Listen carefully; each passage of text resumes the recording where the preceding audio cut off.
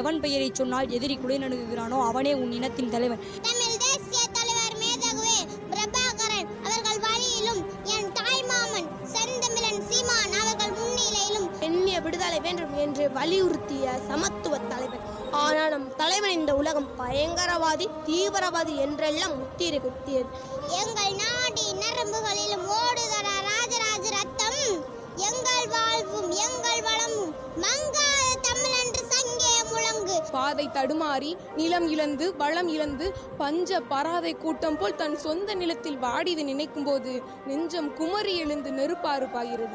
கல் தோன்றி மண் தோன்றா காலத்து வாழ்வோடு முன் தோன்றிய மூத்த குடி எங்கள் தமிழ் குடி.